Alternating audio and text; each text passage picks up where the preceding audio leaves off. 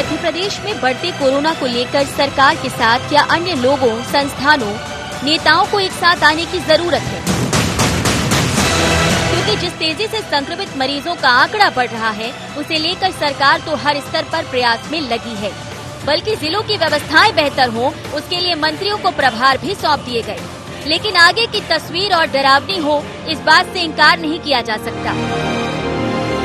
सरकार मान रही है और लॉकडाउन कोई विकल्प नहीं, बल्कि जनता को सुरक्षा के लिए जो विकल्प तय किए गए, उनसे अपने आप को बचाना होगा। हमने हर एक जिले में एक मंत्री को ड्यूटी दी है, क्योंकि जिले ज्यादा है, मंत्री कम है, इसलिए किसी को एक, किसी को दो, और जो जिले बिल्कुल पास पास है वहाँ 3-3 जिलों की भी जवाबदारी दी है। जनता के साथ मिलके मंत्री, जिला प्रशासन, सामाजिक और स्वयंसेवी संगठन, उनसे भी मैं अपील करता हूँ, उनका भी हमें सहयोग चाहिए। हम मिलकर इस संकट से निपटेंगे। मेरा विनम्र पूर्वक आप सबसे निवेदन है, एक पारिवारिक रिश्ता आप सबसे है। आपका सुख, आपकी शांति, आपका स्वास्थ्य की चिंता रखते हुए मैं विनम्र पूर्वक हाथ जोड़ से आपसे विनती करता हूं कि आने वाले समय में 2 गज की दूरी जरूर बनाए रखें, मास्क जरूर पहनें, सैनिटाइजर जरूर इस्तेमाल करें। सरकार बेहतर स्वास्थ्य सुविधाएं देने के लिए तत्पर दिखाई दे रही है। प्रदेश के कुछ जनप्रतिनिधियों ने अपना अलग सहयोग देकर जाहिर भी किया। सभी को सामने आना होगा, जब महामारी के इस प्रकोप से निजात मिल पाएगी। अब बात सियासत की नहीं, सहयोग की है। मैंने जिला कलेक्टर महोदय से बात भी कर ली है, पत्र भी जारी कर दिया हूँ। मेरी जो विधायक निधि है उसका 1 करोड़ रुपए राशि इस कोरोना काल में इस महामारी से बचने के लिए कैसे आपको उपयोग करना है, कितने बेड बढ़ाना है, कितने ऑक्सीजन सेंटर बढ़ाना है, कौन सी किट चाहिए, कौन से इंजेक्शन आवश्यकता है और कितना स्टाफ की आवश्यकता है, कहां उस राशि को आप खर्च कर सकते हैं जान बचाने में, आप उसको पूरा उपयोग करें। पूरी विधानसभा ने पूरे जिले के लोगों के लिए वहां पर उपयोग करें। मेरी सिवनी में अगर नकुलनाथ जी अपना अस्पताल खोल सकते हैं तो इतने सारे हमारे मंत्रीगण हैं, ये क्या ऐसा उदाहरण पेश नहीं कर सकते? और इस वक्त नहीं करेंगे तो कब करेंगे?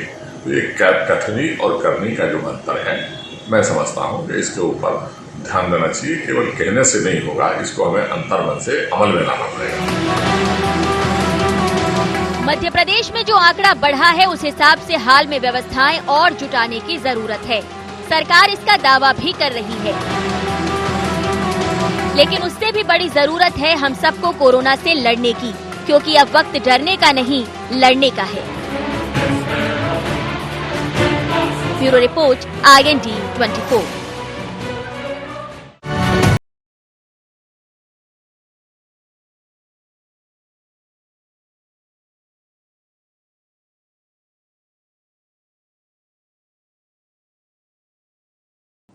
नमस्कार, IND एजेंडा सहयोग से समाधान में आपका स्वागत है। मैं हूं आपके साथ नवीन पुरोहित। चर्चा को विस्तार देंगे, उसके पहले IND एजेंडा के मुख्य बिंदुओं की तरफ एक निगाह डालते हैं। क्या माननीयों की सक्रियता से बेहतर होंगी स्वास्थ्य सुविधाएं? क्या कोरोना को लेकर लोगों में है जागरूकता की कमी? क्या लॉकडाउन से कंट्रोल होगा कोरोना? क्या सरकार का सहयोग कर समस्या का निकलेगा समाधान? नमस्कार, इन्हीं सवालों के साथ चर्चा में आप सबका पुनः स्वागत है। कोरोना का संक्रमण बहुत तेजी से फैल रहा है और जिस प्रकार से यह संक्रमण फैल रहा है, सरकार के माथे पर चिंता की लकीरें बढ़ती जा रही हैं। हालांकि जान भी बचाना है और जहान भी बचाना है। पहले ये देश, ये प्रदेश एक सख्त लॉकडाउन झेल चुका है और उन 3 महीने के लॉकडाउन से अर्थव्यवस्था का क्या हाल है किसी से छुपा नहीं है। धीरे धीरे उससे उबर रहे थे, लेकिन जैसे ही लॉकडाउन सिलसिलेवार खुला, हम लापरवाह होते चले गए। जवाबदेही सिर्फ सरकारों की क्यों हो, सरकार भी हम ही बनाते हैं, हम ही चुनते हैं। अब वो राजतंत्र नहीं है कि यथा राजा तथा प्रजा, अब यथा प्रजा तथा राजा। जैसे हम हैं वैसे ही हमें एडमिनिस्ट्रेशन में लोगों से रिस्पॉन्स मिलेगा। स्वस्फूर्त क्या हम कभी कोई निर्णय लेंगे? अगर एक नेता का भाषण हो रहा है, एक बड़े नेता की सभा हो रही है, तो लाखों की संख्या में, हजारों की संख्या में सुनने कौन जाता है? क्या हम कभी इतने जागरूक हो पाएंगे कि हम एक तख्ती लेके, वैसे तो हम काले कपड़े और तमाम चीजें राजनीतिक प्रयोजनों के लिए दिखाते हैं, क्या सामाजिक प्रयोजन के लिए हम ये कर पाएंगे कि हम तख्ती दिखा पाएं, उनका विरोध कर पाएं कि भाई कोरोना के इस काल में चुनाव छोड़ो, हमें वोट जिसको देना होगा हमें उतनी समझ है, आपके चीखने चिल्लाने से वोट नहीं देंगे हम। लेकिन उन्हें मालूम है कि ये जो राजनीति की डुगडुगी है, जो राजनीति के मदारी हैं, वो डुगडुगी बजाएंगे तो तमाम, हालांकि आपको कहने में निश्चित रूप से जनता को बुरा लगेगा, लेकिन हम व्यवहार तो बंदरों की ही तरह कर रहे हैं कि जैसे ही राजनीति में चुनाव की डुगडुगी बजी, भीड़ बंदरों की तरह वहां उछल कूद करने पहुंच गई। वहां ऐसा क्या सुनने जा रहे हैं? ठीक, निश्चित रूप से जवाबदेही सरकारों की भी है कि ऐसे उसमें जहां अब 2 गज दूरी, मास्क जरूरी जैसे नारे कर रहे हैं, लेकिन वो बंगाल में शून्य हो जाते हैं, वो मध्य प्रदेश के दमोह में शून्य हो जाते हैं।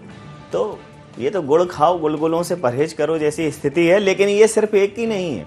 कमल मुख्यमंत्री जी के भाषण पर नेता प्रतिपक्ष सवाल उठाते हैं, लेकिन वो भी एक रैली में ही सवाल उठा रहे हैं। जरूरत है कि इस समय जितने भी हमारे माननीय हैं, उनकी जो स्वेच्छा निधि है, उनकी विधायक निधि है, उसका एक हिस्सा कोरोना पर खर्च करने के लिए एक स्पष्ट गाइडलाइन आ जाए कि इतना उन्हें करना ही है, ताकि ऐसा ना हो कि कुछ लोग तो सोच ही नहीं पाए कि उन्हें क्या कोरोना काल में कुछ करना है या कुछ करना ही नहीं है, जैसा कि नहीं करते हैं। तो इसी मुद्दे पर करेंगे चर्चा। हमारे साथ चर्चा में शामिल हैं शंकर लाल तिवारी जी, पूर्व विधायक है मध्य प्रदेश भारतीय जनता पार्टी के। स्वदेश शर्मा जी प्रवक्ता हैं मध्य प्रदेश कांग्रेस के। सुरेश शर्मा वरिष्ठ पत्रकार हमारे साथ हैं। आप समस्त महानुभावों का बहुत बहुत स्वागत है IND 24 में। शंकर लाल जी, कल से शक्ति की उपासना का दिन प्रारंभ है। फिर अगर हम एक और समुदाय की बात करें तो रोजे भी शुरू होंगे, और अब कोरोना कर्फ्यू भी शुरू हो रहा है। लेकिन आप ये पाएंगे, गौर करेंगे तो आप ये पाएंगे कि हम सामान्यतः उत्सव धर्मी हैं। कभी किसी त्योहार के नाम पर, कभी किसी त्योहार के नाम पर। अब वो 4-6 जगहों पर लगाया है, बाकी जगह उन्होंने जिला कलेक्टरों पर छोड़ दिया है। लेकिन जब संख्या ऐसी हो जाएगी जो बहुत ज़्यादा गंभीर हो जाएगी, तब जाकर शायद वहाँ वो लोग निर्णय लें। लेकिन अभी बड़े बड़े शहरों में तो हो गया है, भोपाल हो गया, इंदौर हो गया, उज्जैन हो गया, ऐसा बड़े शहरों में हो गया है। दमोह चूँकि अभी इस ग्रह पर है नहीं। तो आपको नहीं लगता कि जहाँ नहीं है वहां तो और ज्यादा एहतियात की जरूरत है कि वहां ना हो जाए, जहां हो जाए वहां एहतियात लेंगे? बिल्कुल ठीक कह रहे हैं आप। जहां अभी अपन बहुत प्रभावित नहीं है कोरोना से, जो जिले या जो कस्बे या जो क्षेत्र, उन क्षेत्रों में एहतियात की जरूरत है कि वहां पर जो बाहर से लोग आए हैं, प्रवासी आए या कोई बाहर से आए, उसकी जांच होनी चाहिए। मध्य प्रदेश सरकार ने प्राय Maharashtra border, Gujarat border, Chhattisgarh border में रोक भी लगाई है, और इस बात की भी चिंता हो रही है वहां से आने वालों को क्वारंटाइन किया जाए और उनकी जांच भी की जाए कोरोना की, और तभी उन्हें ये दिया जाए। कल जो है प्रधानमंत्री जी ने अपने 4 जो फार्मूले बताए थे, उसमें भी उन्होंने कहा था कि एक तो वैक्सीन लगवाएं, दूसरा जो वैक्सीन लगवाने नहीं जा सकते उनकी मदद करें, तो वैक्सीन केंद्र तक उनको पहुंचे वो किसी तरह, और तीसरा उन्होंने कहा था यदि कोई कोरोना ग्रस्त है तो सारी बातें आप एज पूछ के लगा रहे हैं। कोरोना एज पूछ के नहीं हो रहा है। कोरोना में जो संक्रमित लोग हैं वो 25 से 45 वाले भी 50% की संख्या में, वही तो एक वर्किंग जो यूथ है या जो वर्किंग मैन पावर है वो तो 25 से 45 वाली भी उतनी ही है। मैं उस विषय में भी बात कर लूंगा, आपने कहा है तो। मैं अभी प्रधानमंत्री जी की बात कर रहा था, उन्होंने चौथी बात ये भी कही थी कि मैंने हर हालत में अपन को जिस एरिया में एक भी कोरोना मरीज मिले तो उस मोहल्ले के लोग, उस एरिया के जो सिविलियंस हैं, वो स्वयं अपने आप में एहतियात बरतें और उसको कंटेनमेंट जोन की तरह डील करें। ये 4 बातें प्रधानमंत्री जी ने कही। आप सही बात कही आदरणीय पुरोहित जी कि 5 साल से कम लोगों को अभी टीके नहीं लग रहे हैं। शासन के सर्कुलर्स हैं, निर्देश हैं, केंद्र सरकार के निर्देश हैं, उस आधार पर राज्य सरकार भी काम करती है गाइडलाइन के मुताबिक, और 45 से कम लोगों को टीके लगने चाहिए। ये बात आई ही है, इसको हमारे माननीय मुख्यमंत्री जी ने और अन्य मुख्यमंत्रियों ने केंद्र के सामने भी रखा है। और इसके पीछे एक भाव और, यदि अगर अपन प्रैक्टिकल समझे, अगर एक साथ हम सबको टीके लगाने की बात कर देते तो हमारे पास सच में इतना अमला था क्या? ऑलरेडी स्वास्थ्य अमला ही इसमें काम आता है।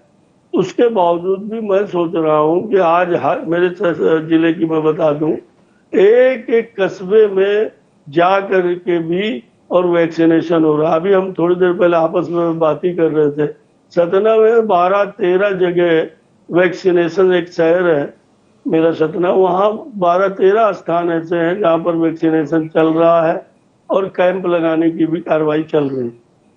थोड़ी समय तो लगेगा, पर वैक्सीनेशन पर जोर हमारा सबका होना चाहिए। और मैं सोचता हूँ सरकार ने अभी ज्योतिबा फुले से लेकर के अम्बेडकर दिवस तक एक टीका सप्ताह जो बनाने की बात कही है, उसके पीछे भाव इतने ही कि जो डरे हैं या संकोच कर रहे हैं या निर्णय नहीं कर पा रहे हैं, उन तक भी मैसेज जाए और उसके परिणाम भी मिले हैं। कल उसका पहला दिन था, कल भी टीके में ऐतिहासिक बढ़ोतरी हुई है। जो पहले लग रहे थे उनकी संख्या में और कल की और आज की संख्या में भी बढ़ोतरी हुई है। और इसलिए इसको बड़ी गंभीरता से हम सबको मिल करके लड़ना है। सामाजिक संगठनों की इसमें बड़ी भूमिका है, धार्मिक संगठनों की। मैं इतना ही कह रहा हूँ। जी जी, स्वदेश जी क्या कहना चाहेंगे? प्रवीण, एक बात बताऊं आपको मैं, नवीन जी, जो आपने विषय लिया है, विषय बहुत शानदार लिया है कि सबको मिलकर कोरोना से लड़ना चाहिए। लेकिन सरकार की अपनी एक जवाबदारी होती है। जनता हमेशा सरकार की तरफ देखती है कि सरकार क्या कर रही है। जब सरकार क्या कर रही है तो सरकार के कारनामे देखती है। 8 महीने पहले WHO ने साफ स्पष्ट शब्दों में प्रेस कॉन्फ्रेंस लेकर के कह दिया था कि कोरोना की एक लहर आने वाली है, इसके इंतजाम किए जाएं। लेकिन माननीय मुख्यमंत्री महोदय हमेशा इवेंट में लगे रहे, इवेंट करते रहे। चलो ठीक है, बाई इलेक्शन 28 निकल गए, कोई बात नहीं, वो आपने थोप दिए थे, हमने झेले, उनको सहे। अब एक और राहुल रोधी वाला चुनाव आ गया। आप पर कोई बाध्यता है? आप पर कोई बाध्यता है? आप कर दीजिए। आप भी तो एक बड़े राजनीतिक दल हैं, आप दमोह के चुनाव में प्रचार प्रसार को सिरे से खारिज कर देते। देखिए, अगर ये व्यवस्था होती है तो इसमें एक संविधान में जो व्यवस्था है, अरे प्रचार प्रसार में चुनाव वोट डालने के लिए, चुनाव खारिज करने की बात नहीं कर रहा हूँ। चुनाव में जो प्रचार प्रसार है कि हम नहीं करेंगे। नवीन जी, अरे ना सही, एक सीट खूबसूरती इसी में। अरे खूबसूरती एक सीट ना सही, एक सीट से कौन से आपको सुरखाब के पर मिल रहे हैं? आप तो ये मुख्यमंत्री की कुर्सी पे बैठे, वही क्यों नहीं सोच पा रहे? अरे वो नहीं सोच पा रहे, वो नहीं सोच पा रहे। वो कुर्सी खाली, प्रभुता पाए कायम मद नहीं। नवीन जी, तो मान लिया, हमने तो ऐसा समझ लिया कि वो नहीं सोच पा रहे। आप सोच पा रहे?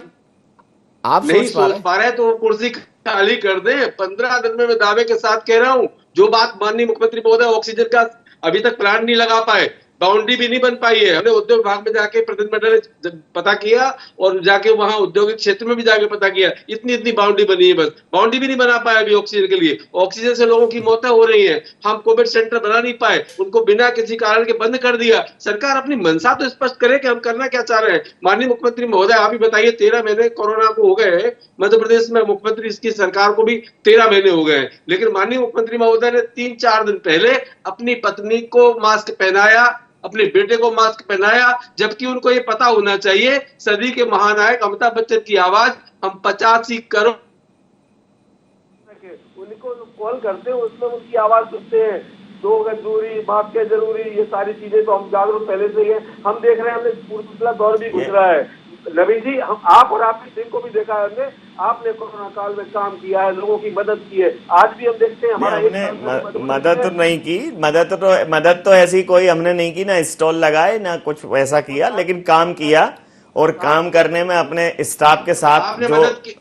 देख, बहुत सारी चीजें दिखाने के लिए नहीं होती हैं, और मैं आपकी बड़ी बड़प्पन है आपका कि आप इसका दिखावा नहीं करते, लेकिन आपने मदद की। हम आपके करीबी, हम आपको समझते हैं कि आपने कितने लोगों की मदद की। और मैं समझता हूं कि हर सामाजिक संगठन ने मदद की, लोगों को राय चलते लोगों को उनके घर तक, गंतव्य तक पहुंचाने में मदद की, उनको भोजन पानी की व्यवस्था की। पूरा पत्रकार अमला मध्य प्रदेश का लगा रहा, मैंने देखा अपनी आंखों से। हम खुद लगे रहे, हमने कोरोना को बिल्कुल नहीं डरा के हमको कोरोना हो जाएगा। हमारा पुत्र भी लगा रहा, हमारी पूरी बच्चे, रिश्तेदार सभी लगे रहे। लेकिन माननीय मुख्यमंत्री महोदय को यह सोचना चाहिए कि आप आज जागरूक कर रहे हो 13 महीने के बाद, और आपने व्यवस्थाएं क्या की।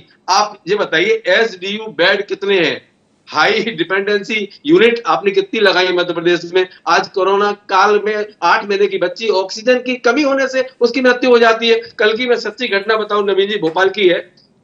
हमीदा बेगम का एक रेमडेसिविर इंजेक्शन उनको चाहिए था।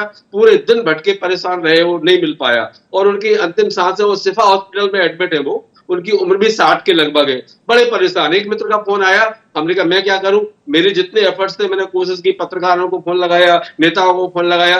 रात को 1 बजे एक महिला अधिकारी ने जरूर फोन उठा लिया, उसने जितनी मदद हो सके की। तो रेमडेसिविर हम इंजेक्शन उपलब्ध नहीं करा पा रहे, हम ऑक्सीजन नहीं करा पा रहे, हम कोविड सेंटर को हमने बंद कर दिया है। हमने त्रिकुटा बात देखिए एक अगर बंद नहीं है, मेरी त्रिकुटा मिला, मुझे नहीं मिला आज तक। अरे मुझे नहीं मिला, 43 करोड़ रुपए खर्च हो गए इसमें, लेकिन त्रिकुटा कहीं नहीं दिखाई दिया। मुझे नहीं मिला, मेरे परिवार को नहीं मिला। नवीन जी, आपको मिला हो तो आप बता दीजिए, मुझे तो नहीं मिला। तो सरकार इसमें त्रिकुटा से कुछ होना नहीं है, वैसे ही आप परेशान मत हो। त्रिकुटा से बिल्कुल सही है, होना नहीं है, लेकिन इसमें 43 करोड़ रुपए टैक्स पर का पैसा, जनता का पैसा माननीय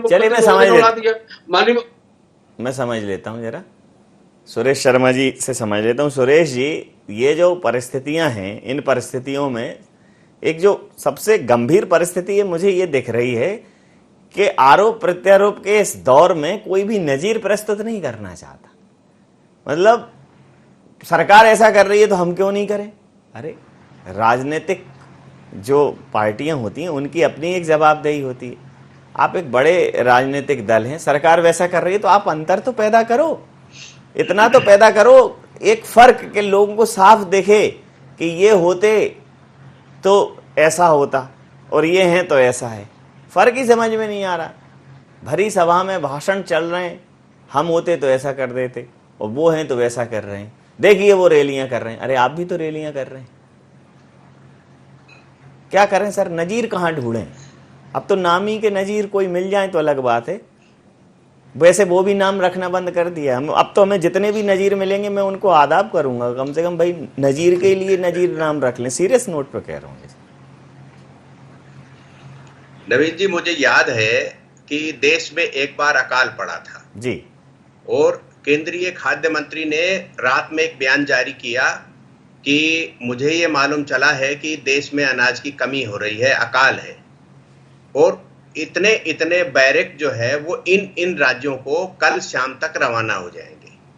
और जब ये बयान जारी हुआ तो जो जमाखोर थे उन्होंने बाजार में अपने यहाँ संग्रहित किया हुआ माल जो है वो छोड़ दिया, बाजार में माल आ गया और आपूर्ति प्रारंभ हो गई। स्थिति ये हुई कि कोई बैरक जारी नहीं होना था, केवल बयान जारी हुआ था। ये हमारे राजनेताओं की समझ थी उस समय की। आज हमारे राजनेताओं की समझ ये है कि दिन भर चिल्पो करके ये बताते हैं कि रेमडेसिविर नाम का जो इंजेक्शन है वो गायब हो गया बाजार से। हर नेता ये चिल्लाता फिर रहा है, कहता फिर रहा है, तो उसका असर ये हो गया कि जिन लोगों के पास थे उन लोगों ने जमाखोरी और ये करना। आज ही देखिए, अभी अब बयान आया है कि 18,000 रुपया में जबलपुर में कोई बेच रहा था, उसका जो है और वो किया गया।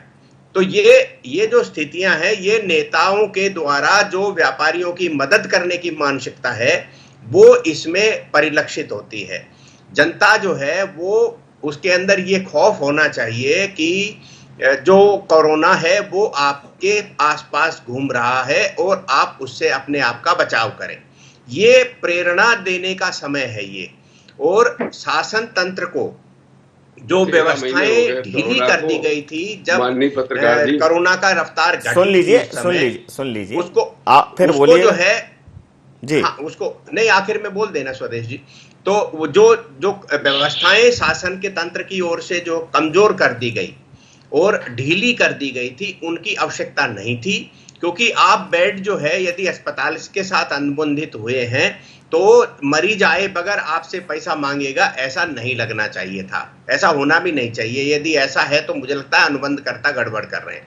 तीसरी बात मैं ये कह रहा हूं कि हमारे जो हेल्थ के एसीएस हैं और होम के एसीएस हैं, उन्होंने पिछले दिनों पत्रकार वार्ता करके जिस तरह हाथ खड़े किए थे, वो मुझे लगता है वो उचित कदम नहीं था। उससे हमारे मध्य प्रदेश में जो है एक टेरर की स्थिति बनी कि शासन तंत्र जो है, मुख्यमंत्री जी कुछ कह रहे होंगे लेकिन एसीएस होम और एसीएस हेल्थ जो है उनकी तरफ से बयान जो है वो नेगेटिव आया है। तो ये भी एक एटमॉस्फेयर बना जिससे विपक्ष को सरकार पर हमला करने का मौका मिला। आज जरूरत नवीन जी इस बात की है मुख्य रूप से कि हम जो है अपने आप को बचाएं और अपने क्षेत्र में, अपने आसपास जहां हमारा प्रभाव है वहां हम कोरोना के लिए लोगों को ये कहें कि भाई आप अपने घर में ही आवश्यक कार्य जो है वो बैठ करके निपटा लें, वर्क टू होम जैसी स्थिति निर्मित कर लें। कोई जरूरी नहीं है कि बाजार में जाया जाए या भीड़ भाड़ वाले क्षेत्र में जाया जाए। तो मुझे ये लगता है कि शासन तंत्र को सतर्क होना चाहिए। नरेंद्र मोदी की हम 100 आलोचना कर सकते हैं, लेकिन एक विषय पर मैं उनकी प्रशंसा करूंगा कि वो किसी के द्वारा की गई आलोचना को चुनौती के रूप में लेते हैं और उससे रास्ते निकालते हैं। ये समय रास्ते निकालने का है, आलोचना करने का नहीं है। जो आलोचना करता है वो समझ लीजिए उस भीड़ का हिस्सा है जो व्यवस्था को बिगाड़ना चाहता है। व्यवस्था तो कोरोना खुद ही बिगाड़ रहा है। तो मुझे लगता है कि हमें अपने मानसिक स्थितियों को चेंज करना चाहिए आरोपों की बजाय। जी, समझ लेता हूँ। हाँ, अब बोलिए, स्वदेश जी कुछ कह रहे हैं।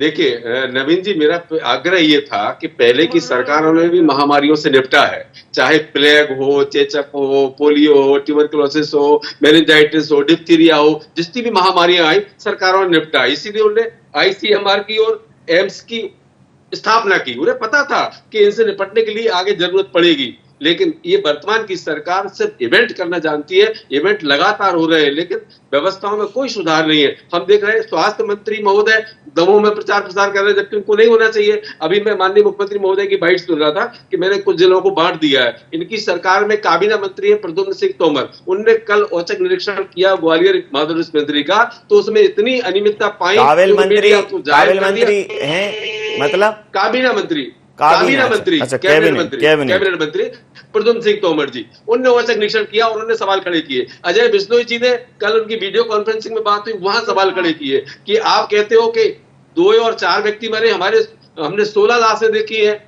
जो कोरोना गाइडलाइन के तहत मरी हैं, उनका दाह संस्कार हुआ है। ये अजय बिश्नोई जी का आरोप था वीडियो कॉन्फ्रेंसिंग में।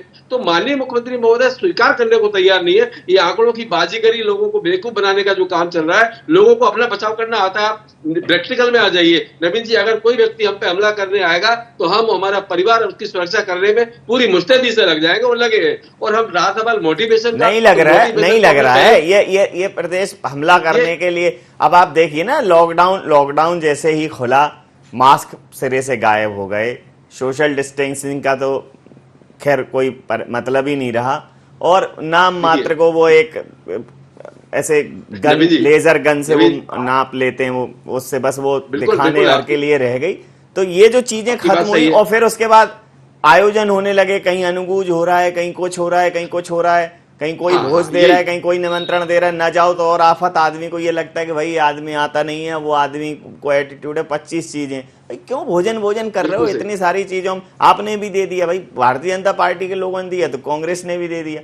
इस समय जो सबसे जरूरत थी कि सोशल, मतलब एक सोशल गैदरिंग हो, नहीं सोशल गैदरिंग, आप 50% से ज्यादा आबादी का वैक्सीनेशन कर देते, आप कर देते सोशल गैदरिंग, या सोशल गैदरिंग के लिए एक नियम बना देते। आप एक खर्रा दे रहे हैं ना, एक खर्रा मिल रहा है, वो उस पर फोटो लगी है प्रधानमंत्री जी की, और ऐसा लग रहा है कि वो मतलब एक लाइफ सर्टिफिकेट टाइप का है कि भैया वो जो प्रिंट आउट लेके आएगा उसको करेंगे हम कि भैया कम से कम 1 डोज तो इसने ले लिया है।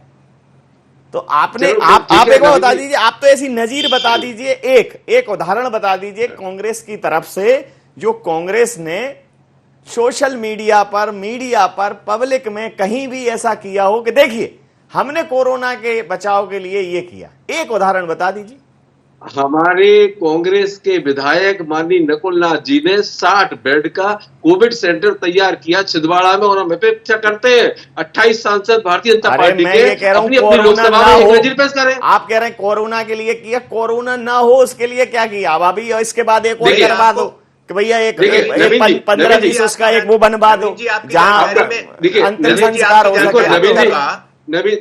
एक 2 मिनट का शंकर लाल जी से समझ लेता हूँ। शंकर लाल जी समझिए, शंकर लाल जी क्यों नहीं मुख्यमंत्री महोदय एक सख्त निर्णय ले लेते कि ये जितने भी विधायक हैं, मंत्री हैं, जिनके पास अपनी निधि रहती है, ये निधि कोरोना में खर्च की जाएगी और उसका एक नोडल अधिकारी, उसका एक सेटअप बना दीजिए ताकि लोग वो समय रहते खर्च हो जाए। अब वो जो एहतियात के लिए खर्च होनी थी वो इलाज के लिए खर्च हो रही है, और अभी और ज्यादा नहीं संभले तो अंतिम संस्कार के लिए खर्च होगी। नहीं, मैं आपकी बात से सहमत हूँ, और आपकी बात इस चैनल के ऊपर जब डिबेट चल रही है तो मुख्यमंत्री तक भी पहुंचेगी ही।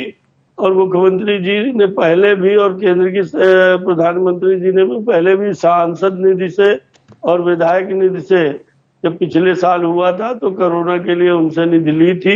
आगे भी सरकार इस बारे में विचार करे। आपने मैसेज दिया ही है आप अपने प्रस्ताव के माध्यम से। मैं आपसे कहना चाहता हूँ कि कांग्रेस के मित्रों को आपने जो बैठे हैं, आपने बार बार कहा कि भैया तुमने कुछ किया हो तो बता दो, एक भी काम बता दो कि रचनात्मक ढंग से हमने सरकार के ऊपर टीका टिप्पणी करना। ठीक है, आप विपक्ष हो, आपका अपना तय है एजेंडा, आप जानो, आपका काम जाने कि कितना हृदय स्पर्शी आम आवाम के लिए आपकी बातें रहती हैं। पर एक भी काम आपने पूछा उन्होंने उसका उत्तर नहीं दिया। आप बार बार नजीर पूछ रहे हो उनसे, उत्तर आप नजीर वो खुद ही है, मैंने नहीं दिया। देखिए मैं बीच में एक बार नहीं बोला,